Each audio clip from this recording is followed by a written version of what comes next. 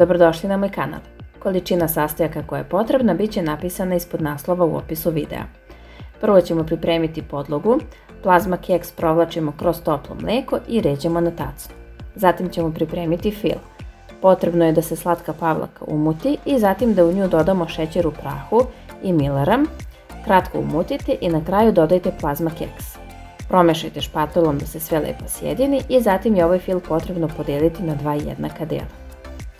A ukoliko ste prvi put na mom kanalu, ja vas pozivam da me zapratite i da kliknete na zvonce pored tako da dobijete obavještenje kada izbacim svoj sljedeći video.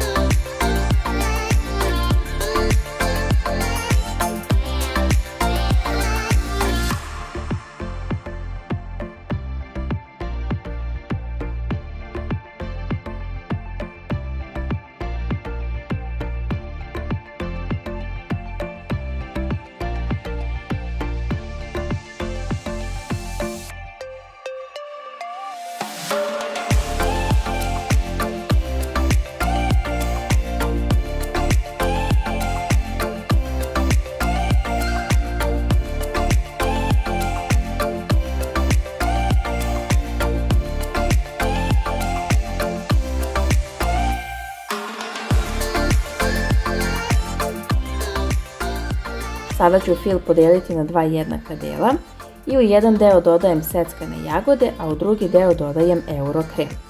Deo sa jagodama promešajte ručno špatulom, a deo sa euro kremom dodatno umutite mikserom.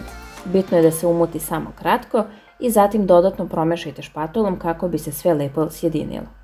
Zatim ćemo filovati kolač.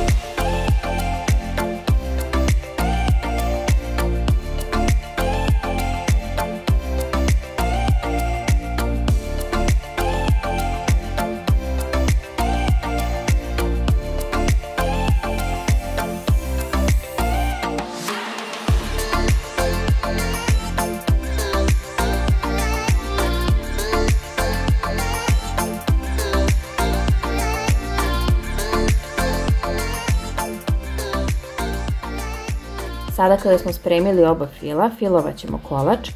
Preko prvog reda plazme stavljamo fil sa jagodama, lepo poravnajte i zatim preko fila sa jagodama stavljamo još jedan red plazme koji provlačimo kroz toplo mlijeko. Zatim preko plazme stavljamo fil sa euro kremom, lepo poravnajte. Na kraju dodatno možete dekorisati jagodama i mlevenim plazma keksom, a ukoliko to ne želite možete izostaviti. Zatim ovaj kolač odložite preko noći u frižider i nakon toga ga možete seći i poslužiti. Nadam se da će vam se dopasti ovaj moj recept i hvala vam na gledanju.